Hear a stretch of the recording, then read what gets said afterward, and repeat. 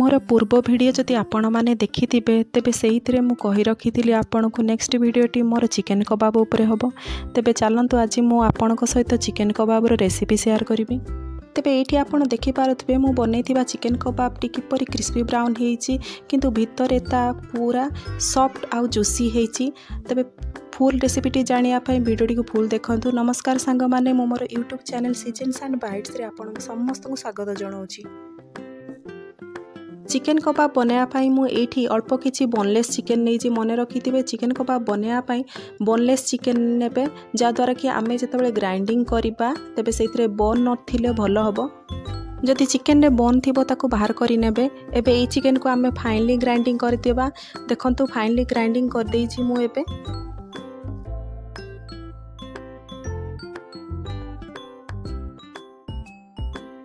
Chicken grinding कला बेले किछि भी पानी दबा नहीं आमे एबे सेई थिरे मु गोटे टीस्पून कलर लंका गुंड हाफ टी स्पून जीरा गुंड गोटे टीस्पून गरम मसला आ गोटे टीस्पून गोलमरीच को गुंड करके पकेइछि।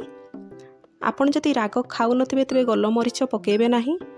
ता सहित गोटे टीस्पून चिकेन मसला पाउडर पकई सारिबा परे मुझे दीटा पियाज को फाइनली चॉप करिकी से पकई नहीं ता सहित अल्प किछि पुदीना पत्र को मुझे पकई फ्लेवर पाई। ता सहित आपड़ जदि चाहूबे राग खाइबा पाई तेबे एठी कंचा लंका मु काटिकी छोट छोट पीस करके पकई। जदि आपड़ चाहू नथिबे राग न खाइबा पाई तेबे कंचा लंका पकेबा ऑप्शनल अटे। शेष रे 3 टीस्पून अदा रसुण पेस्ट पकई आ स्वाद अनुसार लुण पकई देकी ताकू भल से मिसई नहीं।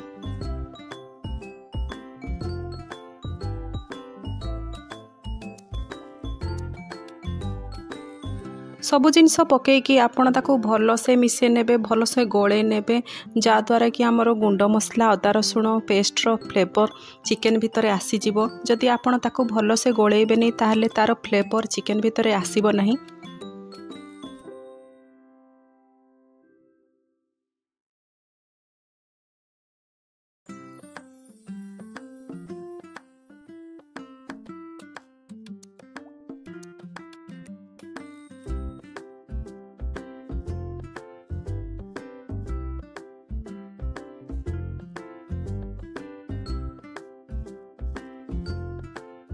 एबे मो प्यान गरम करी नौछि आ सेथिरे गोटे टेबल स्पून तेल पकई नौछि।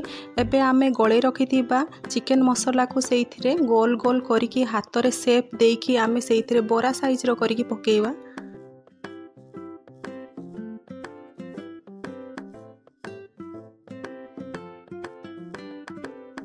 वीडियो रे मु जिमिति हाथ रे शेप दे दे पकेइछि सेही परि भाबरे ताकू बेसी पतला करिवेनी मोटा करी करी ताकू बड़ा साइज रो करिकी पकेइबे।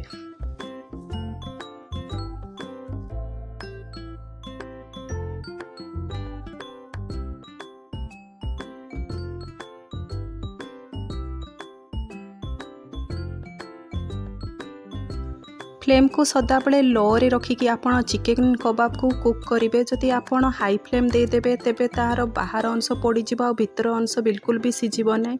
सेति पई आपण सदा बेले ताकू लो फ्लेम रे रखिकी कुक करेंगे।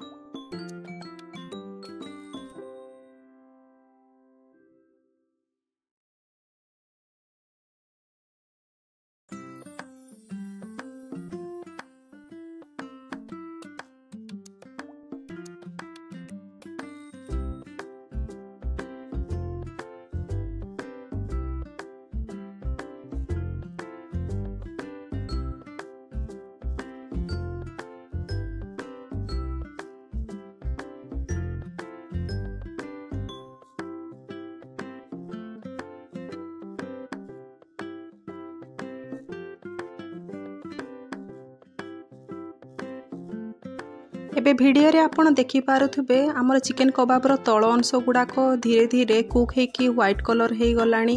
एबे आमे धीरे धीरे चिकन कबाब को ओलेटाई देबा। चिकन कबाब को आपण धीरे लौटेई ताकू पुणी छाड़ी देबे सेही पट भाग को लो फ्लेम रे कुक होबा पाई। नॉनस्टिक पैन हो किंबा तावा हो, लुहा पैन तावा हो किंबा आलुमिनियम रो पैन कड़े तावा हो, जो थे भी आपण चिकन कबाब करेंगे ओलटाइला बेले आपण निजे फील करेंगे जे ये बिल्कुल भी तावारे किंबा कड़े रे कौथरे भी लागिबो नाही, बहुत सहजरे से ओलटी जीवो।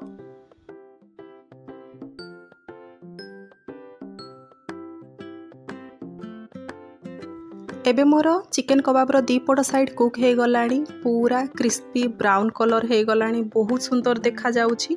एबे ताकू मु बाहर करी नेबी। पुणी थरे मु तार सेकेंड बैच टी पकेबी।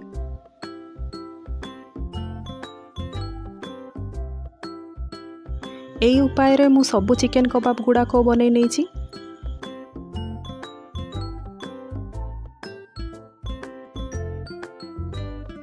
एठी मु गोटे चिकन कबाब को आपण मानकु देखौछि किपरि बाहर तार क्रिस्पी हेछि, ता सहित मु एठी भांगिकी देखौछि किपरि भीतर तार पूरा नरम आ जूसी हेछि, पूरा परफेक्ट सिझि जाइछि। तेबे एही उपाय रे आपण समस्त चिकन कबाब को करि नेबे। वीडियोटी भल लागिथिले लाइक करिवे, बंधु बांधव सांगसाथी मानक सहित वीडियोटी शेयर करिवे, चैनल टी को सब्सक्राइब करिवे। तेबे वीडियोटी को संपूर्ण देखिथिबा जोगु अशेष अशेष धन्यवाद।